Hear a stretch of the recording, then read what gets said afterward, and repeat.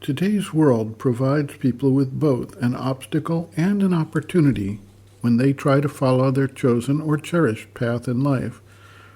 The obstacle is based on societal requirement that individuals take up a productive form of work in the world to earn enough money to support their needs for basic necessities of life. In many cases, the skill set and education or training simply is not available to them for the jobs that are accessible to them, or else, to obtain the necessary skills and certifications, the time and cost of acquisition are beyond their means. Thus, many people bemoan the fact that they are stuck in a dead-end job which they do not want, but have no choice in the matter if they have to survive, or in some cases, pay off their bills or loans, or maintain their health insurance, etc.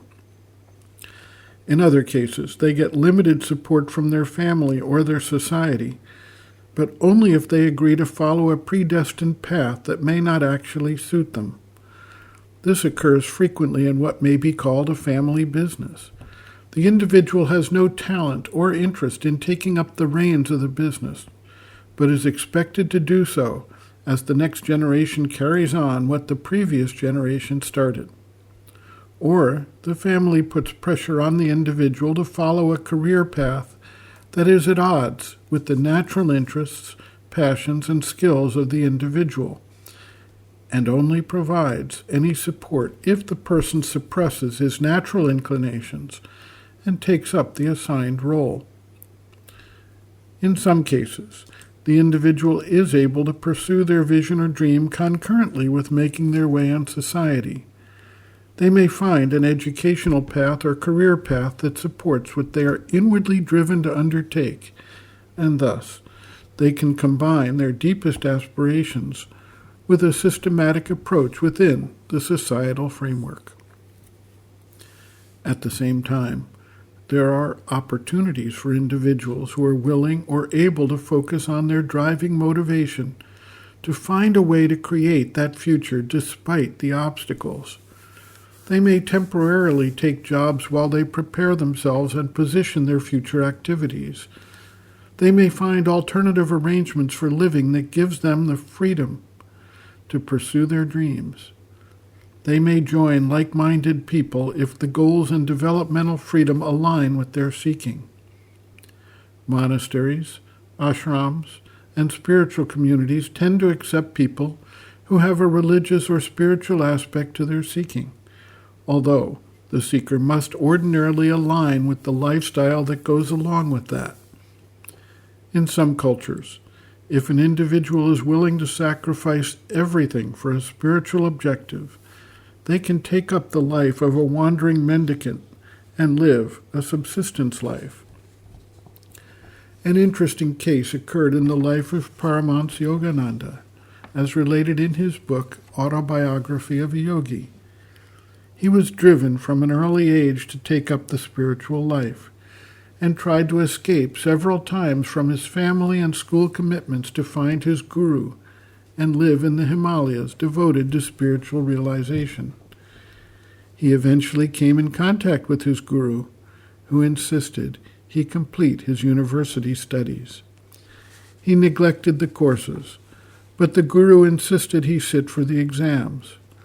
His guide suggested he work with a friend of his who was a solid student, and that individual tutored him so perfectly on the likely exam questions that he was able to pass the exams and satisfy the demands of his family and his guru, that he get the benefit of both the education and the degree, which stood him in good stead in his later life activities.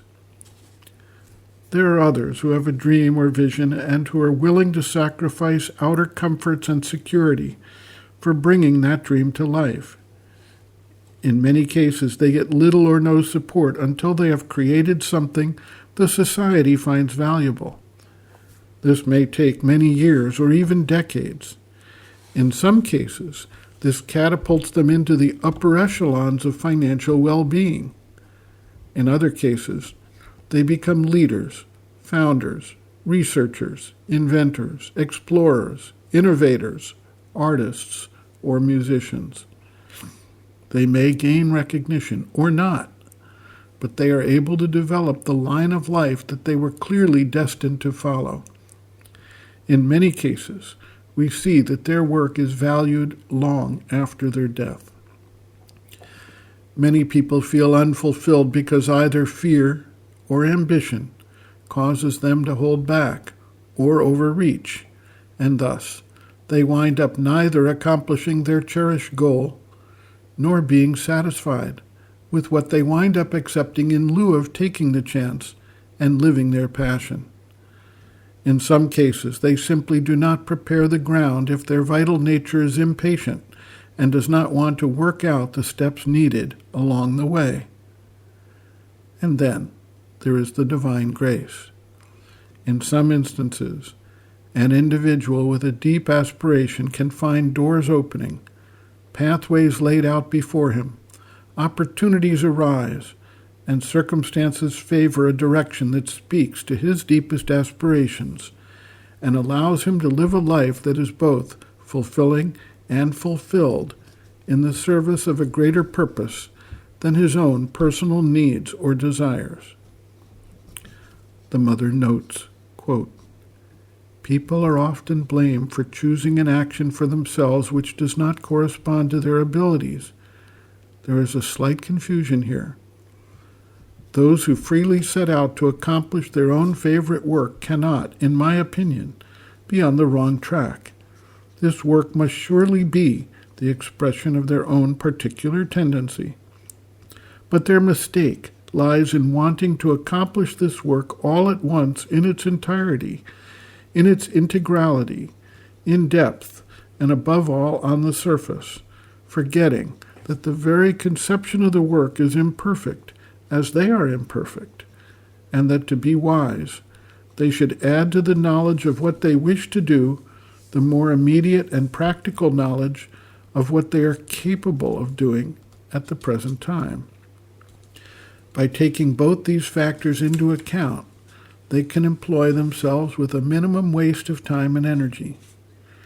But few people act with so much insight and wisdom, and it very often happens that one who is seeking his way falls into one of these two possible errors. Either he takes his desires for realities, that is, he overestimates his present strength and capacity and imagines that he is capable of immediate assuming a role and a place which he can honorably fulfill only after many years of methodical and persevering effort.